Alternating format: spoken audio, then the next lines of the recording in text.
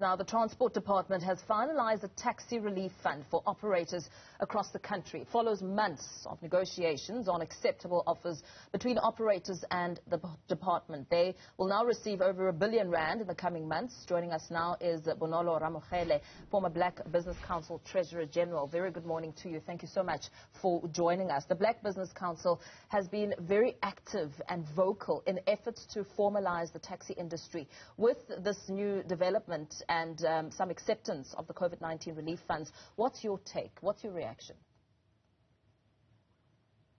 Morning, Paul, and morning to the viewers at home.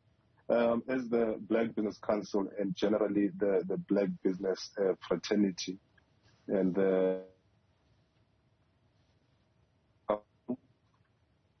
we did not get everything that we initially wanted, but we believe that this was a good way to meet everybody halfway by the government and the Minister of Transport. And also, more importantly, it serves as the stepping stone and the base from which we can now get to the nuts and bolts of getting a true economic empowerment model that makes the industry more sustainable and puts slightly more economic benefits directly into the pockets of the participants of the industry, which is predominantly black people. In reimagining the future of the taxi industry, I mean, you say this is a notable stepping stone. What do you think it should then lead to in making sure that the taxi industry does become more formalized?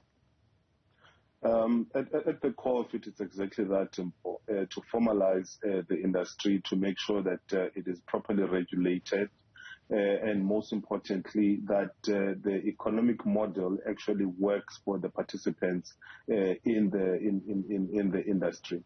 So it means that when you look at it from a perspective of the whole value chain, how do we ensure that the participants are the ones who are actually benefiting from the financing of the taxis? We want to ensure that the new model that is reimagined is not putting taxi operators in the current quagmire they face, where they are financing taxis at exorbitant rates, where, for example, you find a taxi can be financed as high as prime plus 10% or even more, whereby you find that taxi operators owe banks and owe financiers from when they start getting the taxis up until they basically, either pass away or even they never even get to pay back and their taxis get repossessed, etc.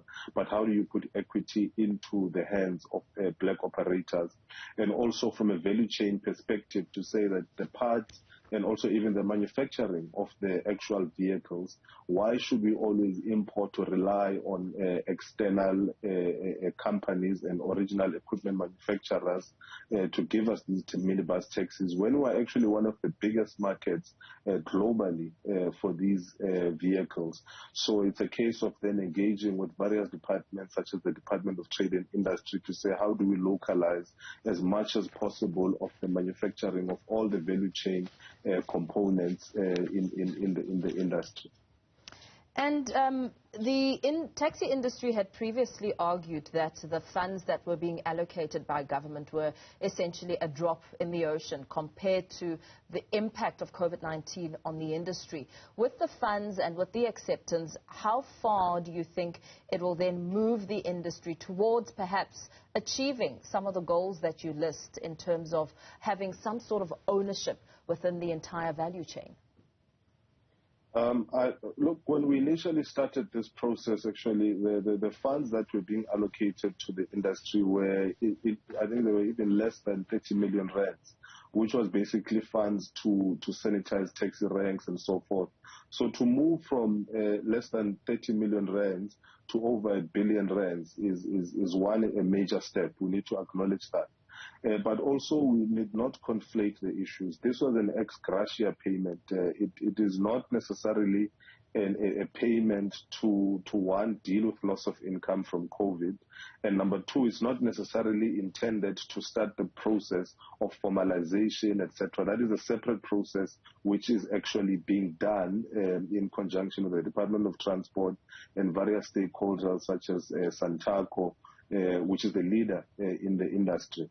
So this is not a payment that is intended to actually start the formalization process. This is just to say to the taxi operators, you carried the economy during COVID, during the lockdown, and we as government, we are recognizing that particular contribution that you have made, and so it's not necessarily intended to say let's recapitalize with all of this money. That is a totally different process. The formalization process is being done properly through consultation, looking at all the various models to ensure that we do justice to that. You'll find that that is a slightly bigger program. It's way bigger program than this current one.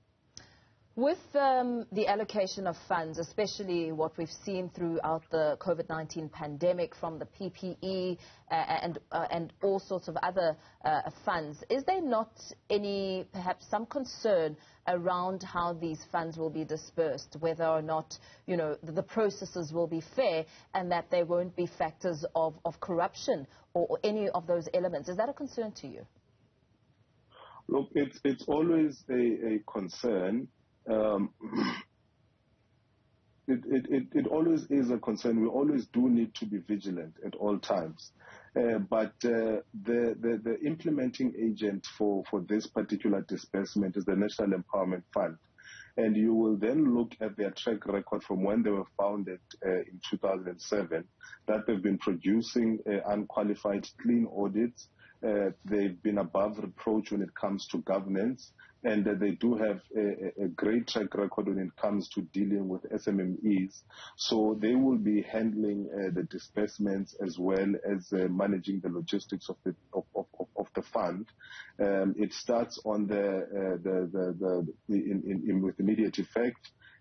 From the 28th of February up until the 20th of February, all applications need to be in. And by the 31st of March, these funds need to all have been dispersed to those who qualify to receive them.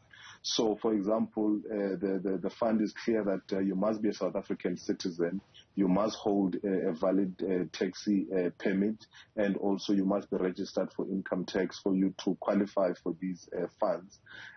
So the criteria is quite clear, and against that criteria, we are more than comfortable that the NEF has a good track record to handle those logistics, and there will be call centers all across the country to deal with those particular applications. Very well. Let's leave it there for now. Thank you so much for your time and weighing in on this. Of course, the taxi industry finally accepting the COVID-19 relief funds, getting some reaction from former Black Business Council Treasurer General Bonolo Ramokhele there.